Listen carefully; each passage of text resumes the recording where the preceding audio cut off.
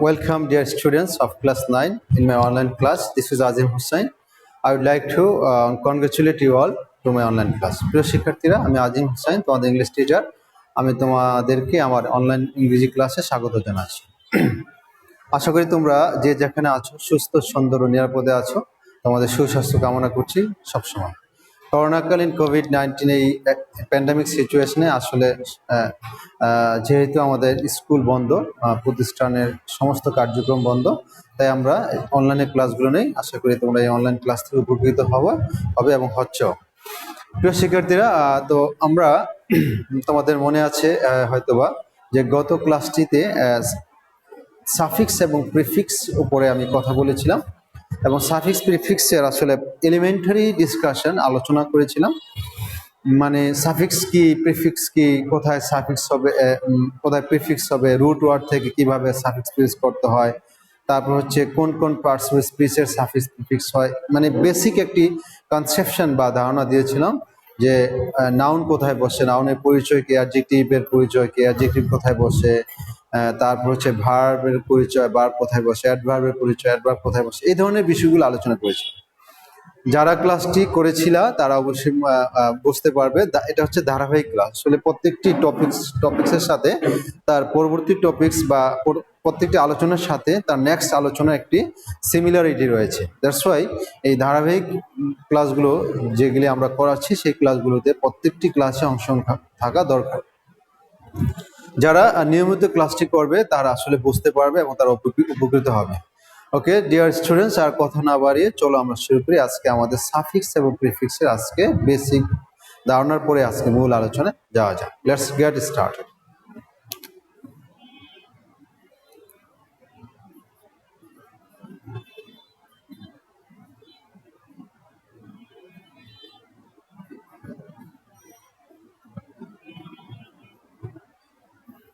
আচ্ছা, আমি একটু রিভিশন দিতে চাই। আসলে তোমাদের সেই পুরাতন পড়া একটু দু একটি কথা বলে নেই, তারপর হয়তো আবার মূল আলোচনা যাব। সাফিক্স আসলে কি তোমরা জানো, ওয়ার্ডের পূর্বে বসে সেটা হচ্ছে প্রিফিক্স, আর যেটা পরে বসে সেটা হচ্ছে সাফিক্স। হ্যাঁ, যেমন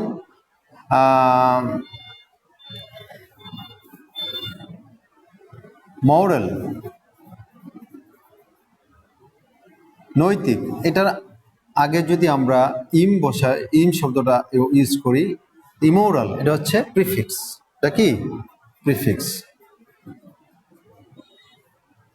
তাহলে মরাল ছিল রুট ওয়ার্ড। মরাল কি ছিল? Root word. তা রুট ওয়ার্ডের আগে যখন কোনো শব্দ বা শব্দ সমষ্টি বা ফোনিম বসে, ওয়ার্ডকে চেঞ্জ করে, তখন এটা হয় প্রিফিক্স। তাহলে প্রিফিক্স পূর্বে বসে, প্রিফিক্স কোথায় বসে? পূর্বে বসে। তাহলে মরাল, ইমোরাল, এটা ছিল নৈতিক, তখন হয়ে গেল অনৈতিক। আচ্ছা,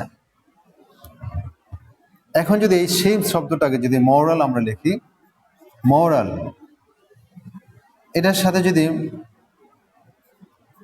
ITY ব্যবহার করি, মরালিটি, নৈতিকতা, তাহলে এটা হলো পরে, এটা হচ্ছে তোমার মোরাল ছিল রুট ওয়ার্ড। মোরাল কি ছিল? Root word. রুট ওয়ার্ডের সাথে কি হয়েছে? ITY, এটা হচ্ছে তোমার সাফিক্স। তাহলে রুট ওয়ার্ডের আগে বসে প্রিফিক্স, রুট ওয়ার্ডের পরে বসে সাফিক্স। তাহলে মোরাল, ইমোরাল, ইমোরাল হচ্ছে IM হচ্ছে প্রিফিক্স, আর মোরাল এখানে মোরালিটি, ITY, নৈতিকতা, রুট ওয়ার্ডের পরে বসছে, এটা হচ্ছে সাফিক্স। তাহলে প্রিফিক্স পূর্বে বসে, সাফিক্স পরে বসে। ওকে, তাহলে প্রিফিক্স কোথায় বসে? ওয়ার্ডের পূর্বে বসে। আর সাফিক্স কোথায় বসে? ওয়ার্ডের পরে বসে। আচ্ছা, যখন অনেক সময় দেখা যায় একই ওয়ার্ডের মধ্যে সাফিক্সও বসে, প্রিফিক্সও বসে, তখন এটা কি হবে? তখন এটাকে বলে এফিক্সেস। কি হবে এটা? এফিক্সেস।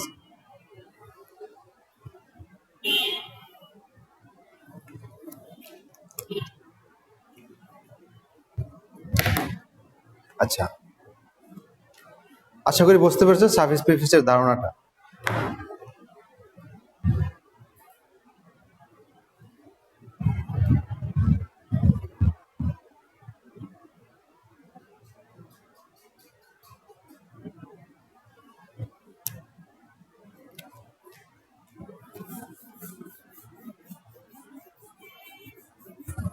আচ্ছা, এবার তারপরে হচ্ছে রিভিশনের অংশটা আরেকটা থাকতেছে যে সাফিক্স প্রিফিক্স কি কি বিষয় নিয়ে কাজ করে। এটা কাজ করে নাউন নিয়ে কাজ করে, এটা কাজ করে অ্যাডজেক্টিভ অ্যাডজেক্টিভ নিয়ে কাজ করে, এটা অ্যাডভার্ব নিয়ে কাজ করে, এটা আসলে ভার্ব নিয়ে কাজ করে।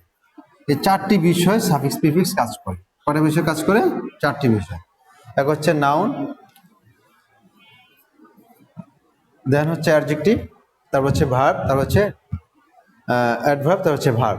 এই চারটি বিষয় নিয়ে সাফিক্স প্রিফিক্স কাজ করে। এখানে প্রিপোজিশন, কনজাংশন, ইন্টারজেকশন, প্রোনাউন এই বিষয়গুলি নিয়ে কাজ করে না। এটাও গত ক্লাসে আলোচনা ছিল, জাস্ট রিভিশন দিচ্ছি। তাহলে সাফিক্স কাকে বলে, প্রিফিক্স কাকে বলে, সাফিক্স প্রিফিক্স কাকে নিয়ে কাজ করে, এই বিষয়গুলো নিয়ে আলোচনা ইতিমধ্যে হয়ে গেছে এবং আবারও একটু রিভিশন হলো। তারপরে বলেছিলাম যে নাউন কোথায় বসে। আমরা এই নাউনের পরিচয় কি, নাউন কোথায় বসে। নাউনের পরিচয় ছিল ওয়ার্ডের শেষে ম্যান্ট, নেস, আইটিওয়াই, ইজং, ডম, তারপর হচ্ছে ইয়ার, ওয়ার, আর এই ধরনের ম্যান্ট, অ্যান্স, হ্যাঁ, তারপর হচ্ছে এই টাইপের যদি ওয়ার্ড থাকে তাহলে সেটা নাউন হয়। অ্যাডজেক্টিভের যেমন ইমপ্লিমেন্টেশন, কমিটমেন্ট, ইউজফুলনেস, হ্যাঁ, তারপর হচ্ছে ডক্টর, ফ্যাক্টর, প্রক্টর, এই টাইপের ওয়ার্ড সব নাউন। আচ্ছা, নাউনের পজিশন কি, নাউন কোথায় কোথায় বসে সেই বিষয়ে আলোচনা ছিল। তারপর হচ্ছে অ্যাডজেক্টিভ, ওয়ার্ডের শেষে ফুল, টিপ, আইভি, ওয়াই এগুলি থাকলে অ্যাডজেক্টিভ হয়। ভার্ব সাধারণত অ্যাডজেক্টিভের সাথে অ্যালয় যোগ করলে ভার্ব হয়, সরি অ্যাডভার্ব হয়। আর ভার্ব তো জানো, এটা হচ্ছে action verb, EN, I, Z, Y, ISC থাকলে এটা ভার্ব নর্মালি। তাহলে এগুলি আমরা আসলে আলোচনা করা আছে, জাস্ট একটু রিভিশন দিলাম। এবার আমরা মূল আলোচনায় যাই আজকে। আমি আসলে একটা প্যাসেজের একটি অংশ লিখতে চাই, যেটা যেভাবে পরীক্ষায় থাকে। লেখার পরে দেন এটা আমি সলিউশনে আসবো। যেমন একটা এক্সট্রাক্ট লিখতেছি।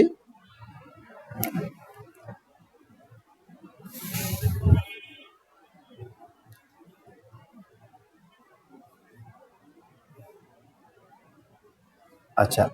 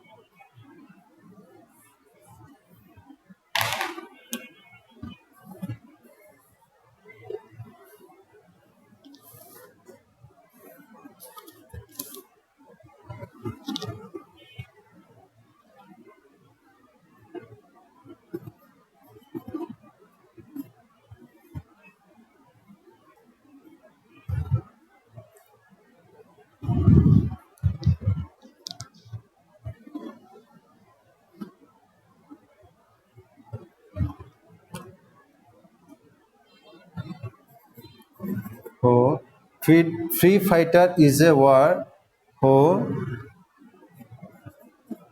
took part in our war of liberation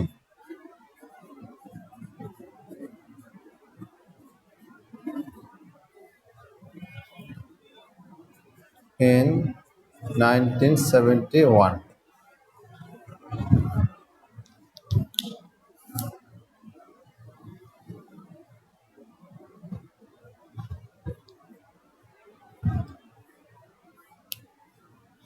তারপর হচ্ছে the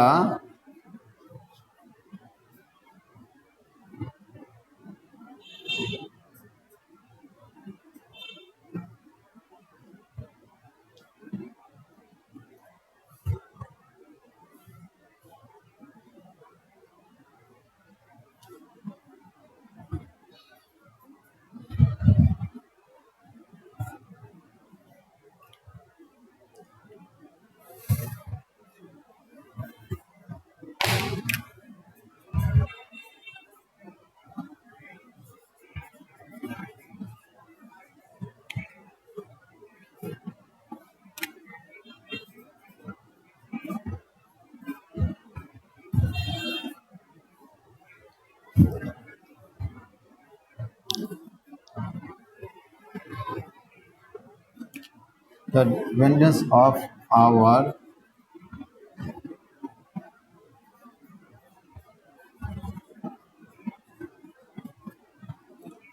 motherland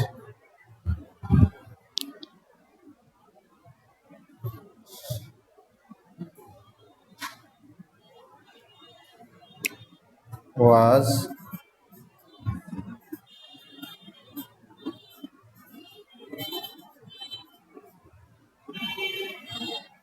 steered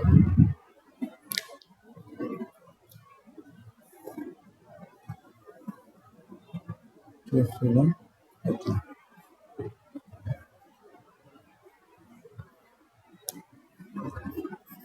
to a freedom fighter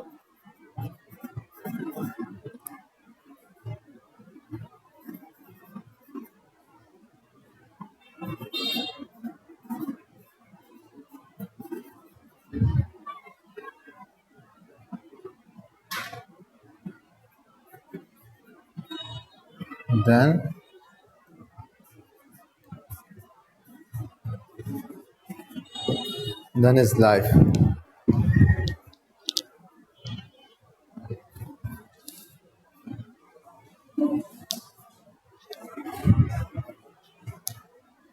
তারপর হচ্ছে he joined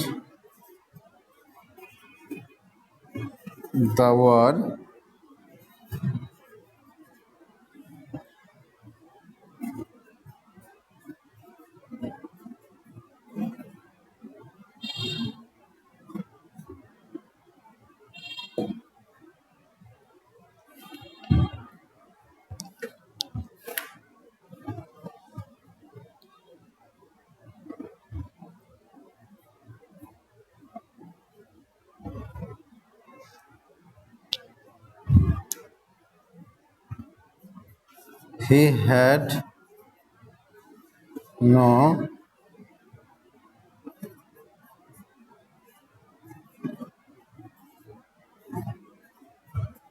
he had no might weapons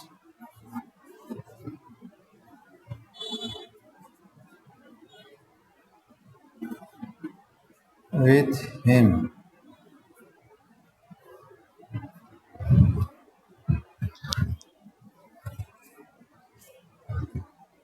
but he had strong moral courage.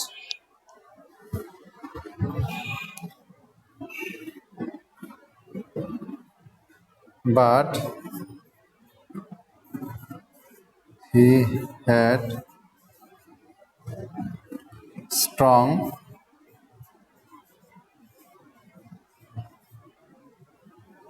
moral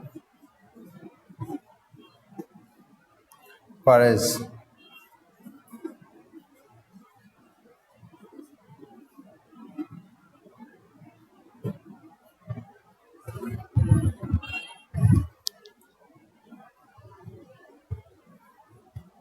He was mainly a guerrilla fighter.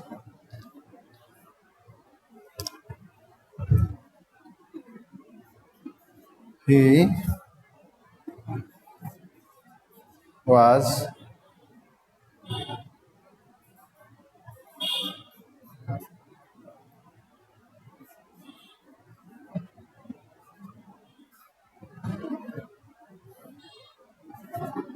was he was main a guerrilla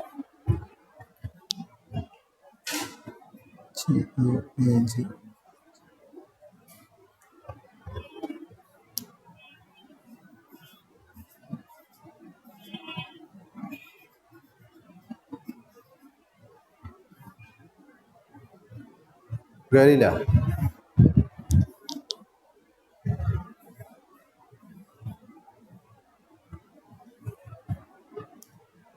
He was mainly a guerrilla.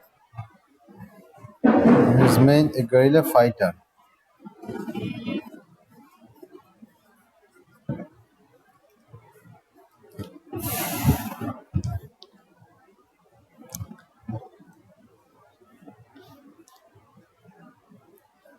He attacked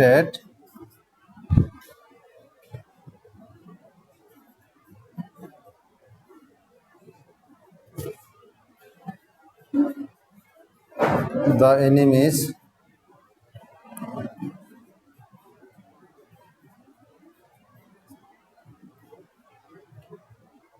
he attracted the enemies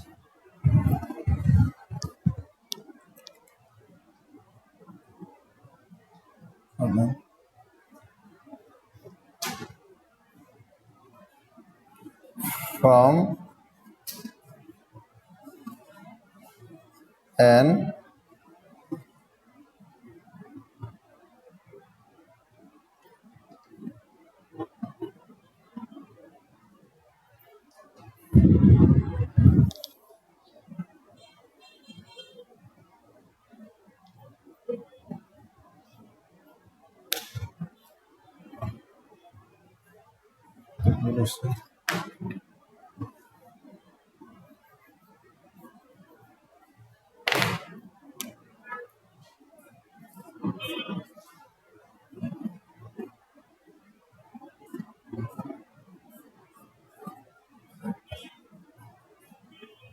attracted the enemies from an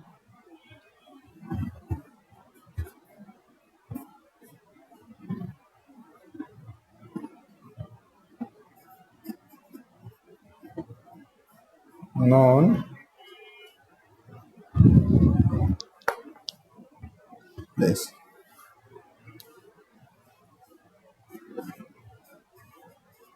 Place and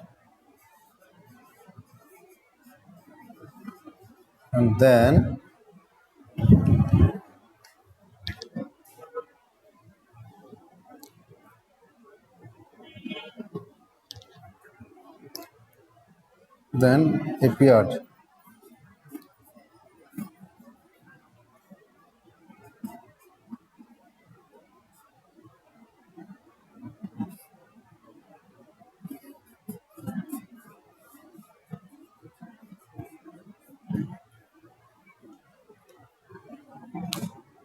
আমি একটা প্যাসেজের একটা অংশ লিখেছি, এই প্যাসেজের অংশের উপরে এখন আমি সলিউশন দেখাবো।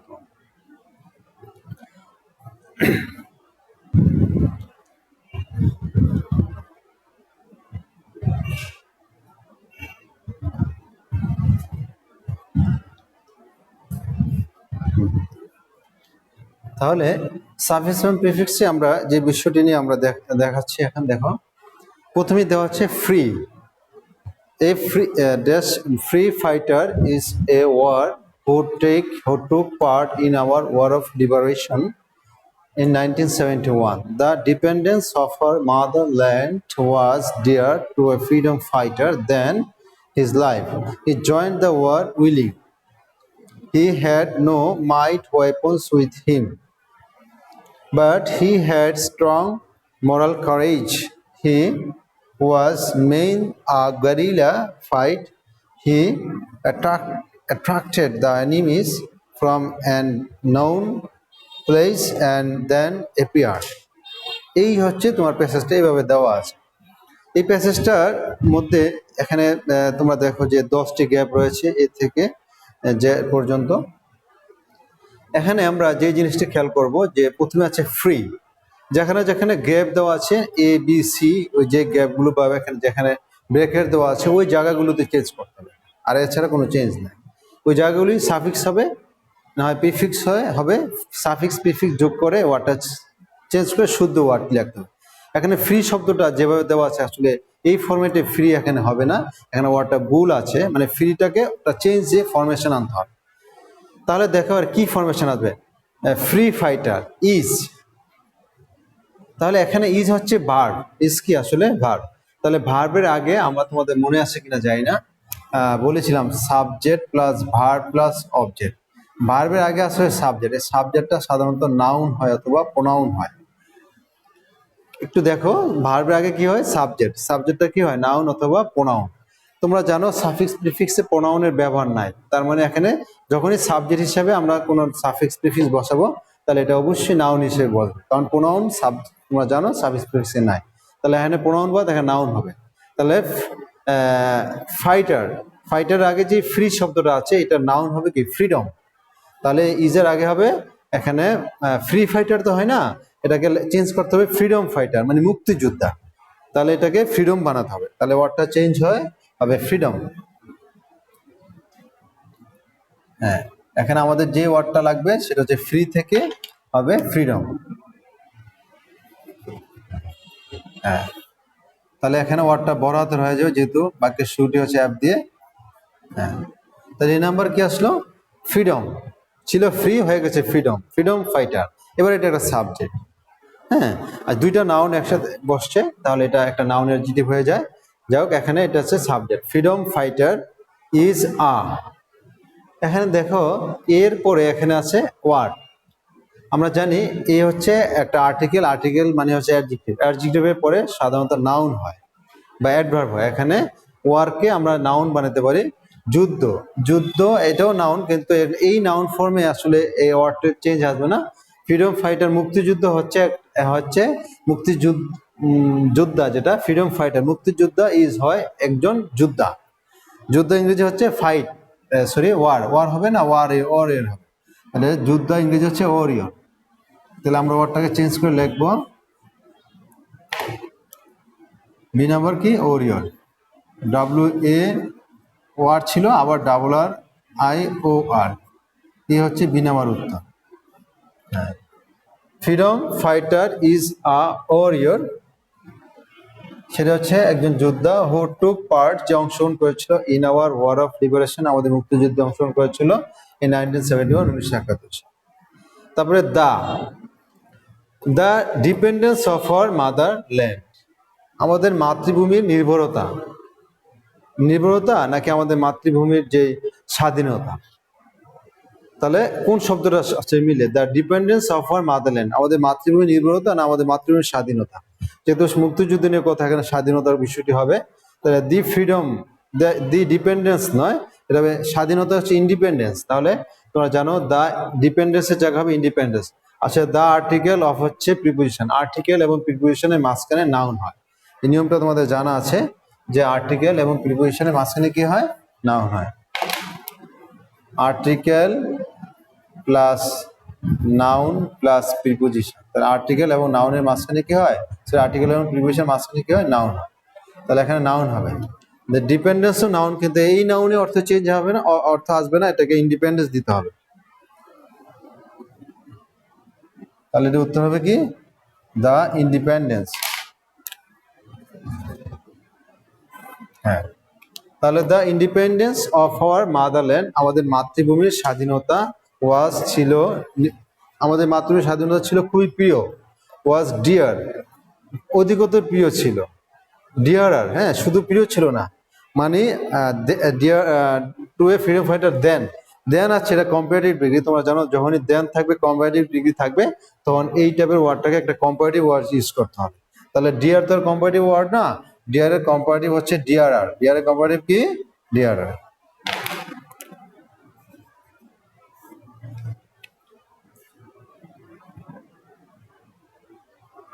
হ্যাঁ, ওয়াজ ডিয়ারার, এখানে কি হবে? ডিয়ারার।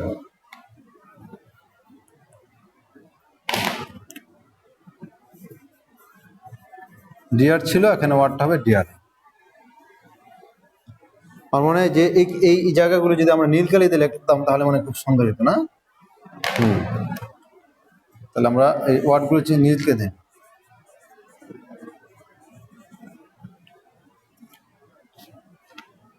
Freedom,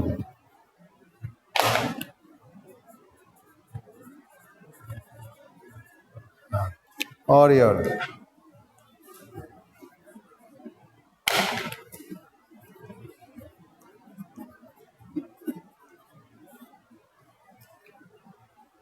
independence,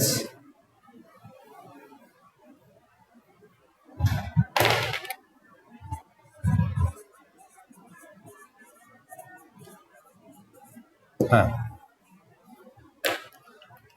there to a freedom fighter than his life, জীবন থেকে তার জীবন এটা প্রিয় ছিল, তার মাতৃভূমির স্বাধীনতা।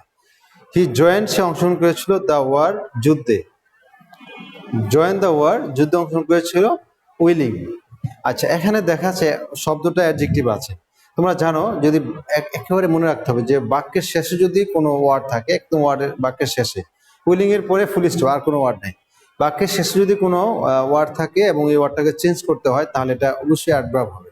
তাহলে উইলিং হচ্ছে অ্যাডজেক্টিভ, অ্যাডজেক্টিভকে অ্যাডভার্ব করতে হলে অ্যালয় যোগ করতে হবে। তাহলে এখানে উইলিং এর সাথে হবে willingly.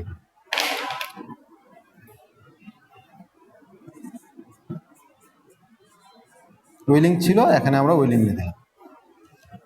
Join the war willingly, সে এখানে স্বাধীন মানে ইচ্ছাকৃতভাবে সে যুদ্ধে অংশগ্রহণ করেছিল। হি হ্যাড নো, তার ছিল না কোনো শক্তি, এখানে মাইট হচ্ছে শক্তি, শক্তি অস্ত্র, শক্তি অস্ত্র মিলে না শক্তিশালী অস্ত্র মিলে, কোন ওয়ার্ডটা আসলে শুদ্ধ, শক্তি অস্ত্র না শক্তিশালী? তাহলে অবশ্যই শক্তিশালী। তাহলে শক্তিশালী ইংরেজি কি? মাইট থেকে মাইটি। তাহলে এখানে মাইটকে আমরা চেঞ্জ করে লিখবো mighty, T Y, mighty. He had no mighty weapons, তার কোনো শক্তিশালী অস্ত্র ছিল না উইথ হিম, তার কাছে।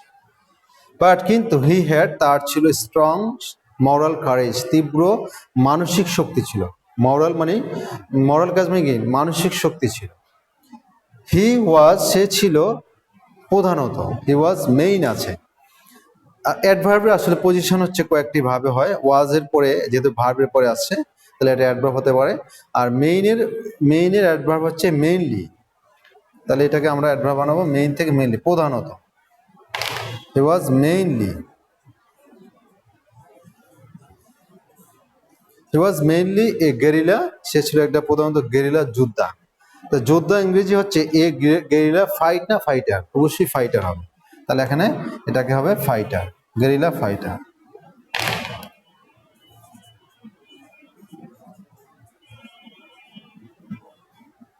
সে ছিল আসলে একটা গেরিলা যোদ্ধা।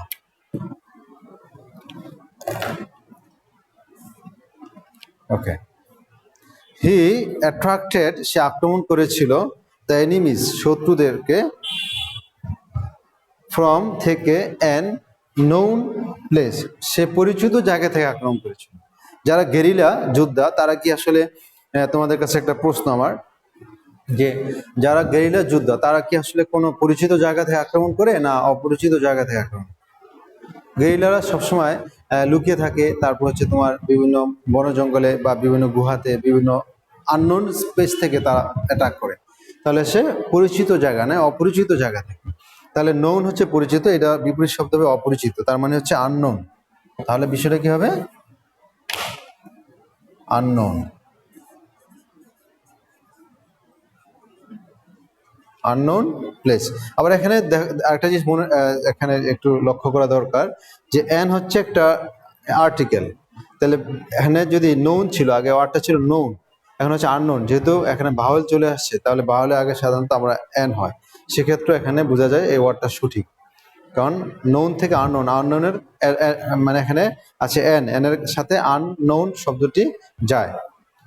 হি attracted the enemies from an unknown place, সে অজানা জায়গা থেকে আক্রমণ করেছিল। অ্যান্ড দেন, তারপর সে অজানা থেকে আক্রমণ করে সে হাজির থাকে না অদৃশ্য হয়ে যায়, আবার সে অদৃশ্য হয়ে যায়। এপিয়ার্ড হবে না, তখন হবে ডিসএপিয়ার্ড। অদৃশ্য হয়ে যাওয়া হচ্ছে কি? ডিসএপিয়ার্ড। তাহলে লাস্টেরটা হবে ডিসএপিয়ার্ড।